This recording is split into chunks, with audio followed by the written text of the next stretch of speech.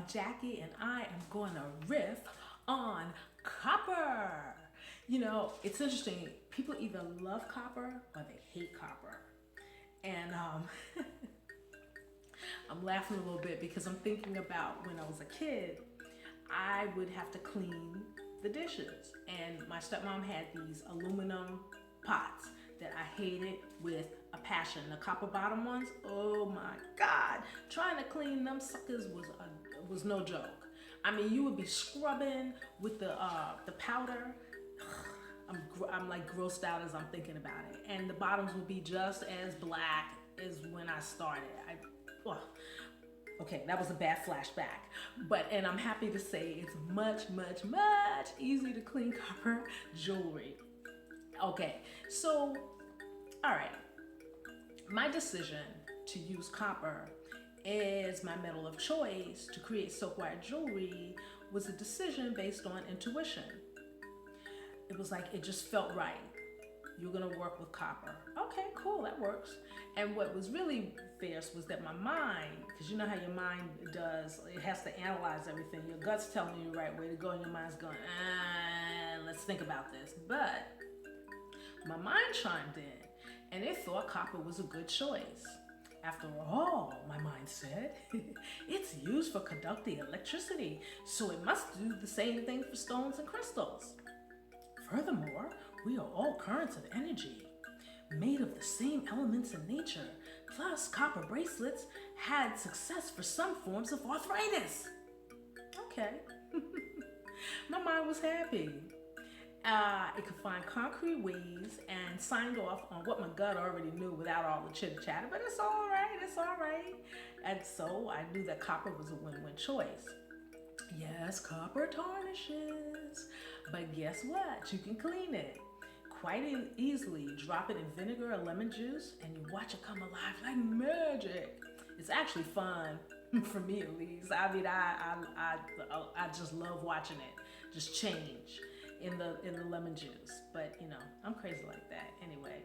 And yes, it can cause discoloration, especially when the weather's hot. My answer: soap, water, scrub, bam, all clean. Silver tarnishes, and it can turn the skin black. You know, when I was a kid, going back to kids, I used to wear like a ton of silver bangles and my arm would be black, black, black, black, black, black, black. Man. All right, anyway, I digress. As I was telling you earlier, my choice to use copper in my SilkWire jewelry was intuitive, but my work with it deepened. I met a lot of folks that are turned off by copper because of the tarnishing factor. And actually, that's called a patina. It develops a patina when it starts to turn green. But the thing is, that's what copper does. If you look at malachite or turquoise, or any of those kind of blue-green stones that are copper-based, you see what color they are, because that's what copper does. It turns things green and blue. But not permanently, in your case. Anyway, I told you, you know, I know a lot of people are turned off by copper and they wrinkle their nose. And in the beginnings, when I was really getting into using copper, I said, let me do some research and just see what's up with copper, aside what my gut knew. So, and actually, this is what sent me to do some research. As at a fair, I was, vending my wares, and this woman was commenting on how red the copper was looking. So, did you know the rose color in rose gold is due to a lighter percentage of copper than the regular 14 karat gold we wear? Gold alloy, let me point that out. As mentioned earlier, copper is used to ease the pain of arthritis, rheumatism, and other inflammatory diseases. Copper is in our bodies in trace minerals. That's the thing that blew me away. I didn't know that. We don't manufacture it, but we need it in our diets. And it is the third most abundant trace mineral, with the brain and liver containing the largest amounts. It improves circulation, stabilizes metabolism, and assists in the immune system. On the skin, it's said to detox. Copper is a conductor, an amplifier of energy, as you know, and can handle gemstone frequencies from very low, your agates for example, to very high, your clear quartz.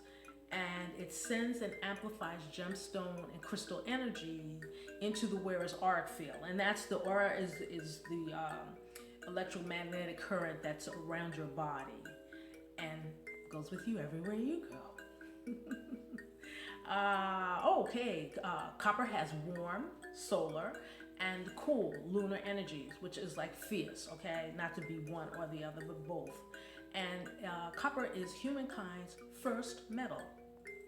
Egyptians developed bronze, and I always screw this up. I always forget which one is which. Bronze is a mixture of copper and tin, and brass is a mixture of copper and zinc. The jewelers of Egypt created crowns and headdresses with copper. And copper is beneficial to the lungs, and it's said to improve the exchange of oxygen and assists in filtering out pollutants. Copper supports iron in the formation of red blood cells and hemoglobin, plus is an element in tissue formation. So, copper is the bomb, wouldn't you say? Oh, and I could hear naysayers saying, oh, please, Bird, give me my gold and silver any day and get that dang blessed copper away from me. But the rest of us know the real deal. And maybe some of you naysayers will check out copper a little bit and see what it can do for you. Anywho, I thank you. And I'm going to tell you, there's a healing from the earth, y'all. Let us be mindful in thought, word, and deed. Be kind to yourself, others, and to Gaia, Mother Earth. Thank you so much for hanging out with me. Check out SilkWire Jewelry. The link is below. And subscribe.